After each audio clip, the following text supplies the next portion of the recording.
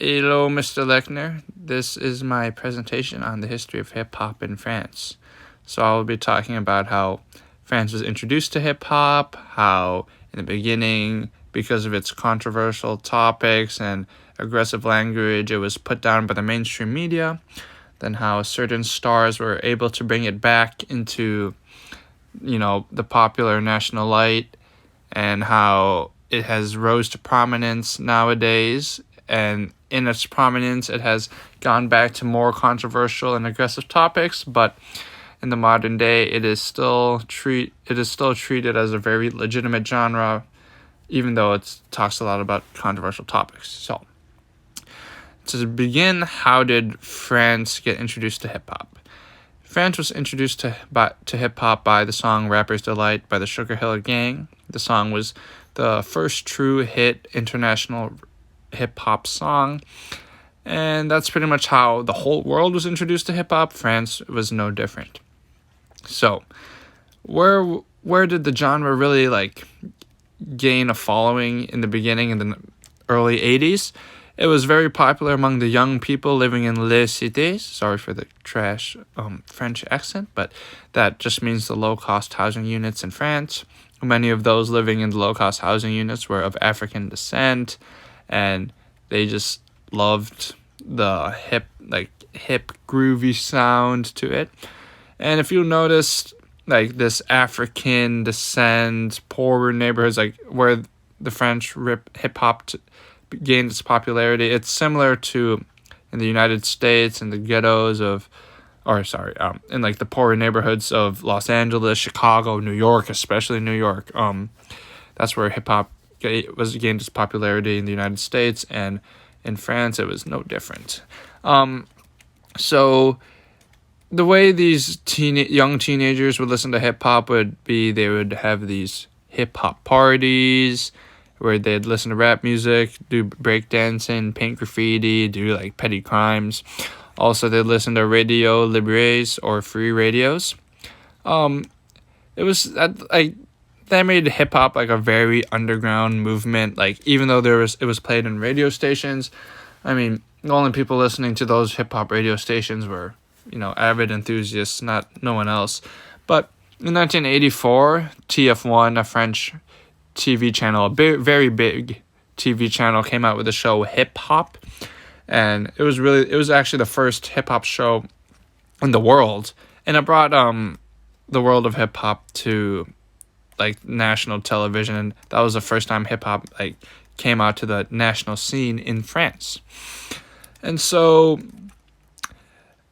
the French wanted to start making their own music at the time. Even with this new hip hop TV show, the only songs that were played on it were American songs. So French artists obviously wanted to start making French songs, but they didn't have the technology to make these rap music at the time because they didn't have the technology. D Nasty, who is considered the first real French hip-hop artist, talked about how in France only 30 Technic decks were imported into France each year, and so it was basically impossible for you to get one.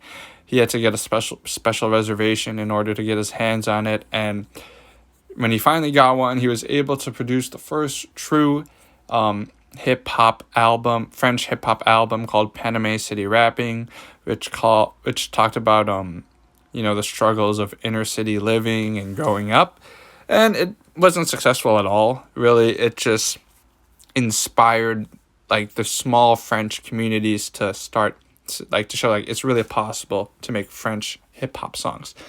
And some people that were inspired by this Panama City Rapping was Supreme NTM and Assassin, and they drew their inspiration from Public Enemy, a rap group from America that specialized in aggressive and rebellious topics. One of their famous lines was F the police, as an F word, the police. So yeah, very controversial, but they wanted to follow their lead, and so much of their songs promoted almost like communist rhetoric. They talked about the oppression of the masses and police brutality, the economy, and that's already like, a little. It gets people's attention in a bad way for sure. But what really gave rap a bad image in France in the early 90s, really, this was NTM got into a national TV interview with a mayor in France, and this is called the NTM affair. The mayor called into question their influence on the young children in these poor neighborhoods, like whether it's really good and like whether they're really fighting for them or just like trying to incite violence and whatnot.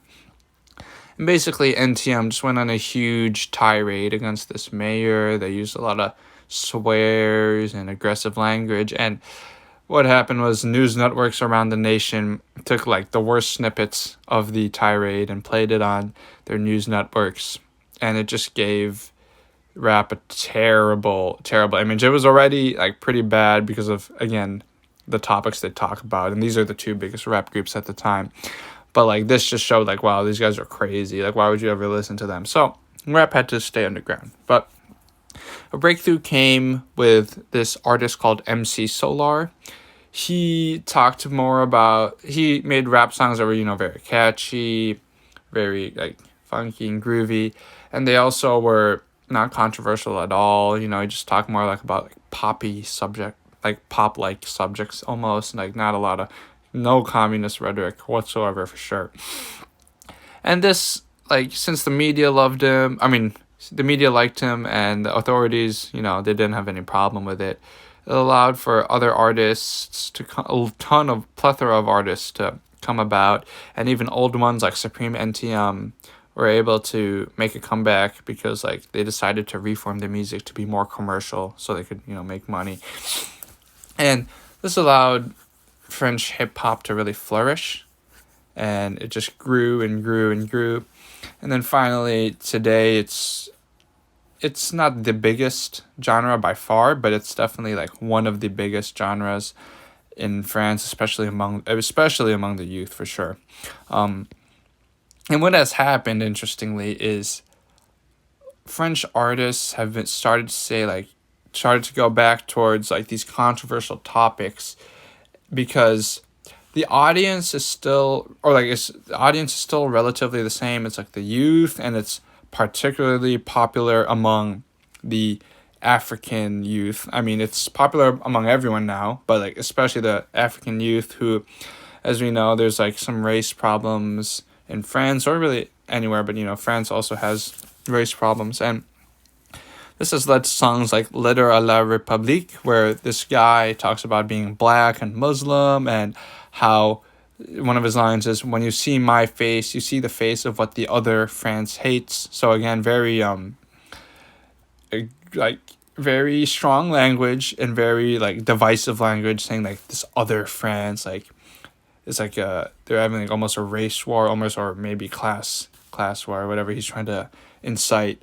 But instead of, the media still like will call these type of people out and say like this is like ridiculous, and like they're just trying to incite like rebellion. But instead of being able to just brush them aside as like a small genre, now that rap is such a big and important part of the music culture in France, they're really unable to just hush them down, which is interesting. But that's pretty much the gist of French hip hop. Thank you for listening, Mr. Lackner. I really hope you're doing well. Praying for you a lot, you and your wife, and your kids too, your grandkids. I'm not trying to suck you in with this last statement. I'm just trying to be honest. But yeah, take care, and that's it.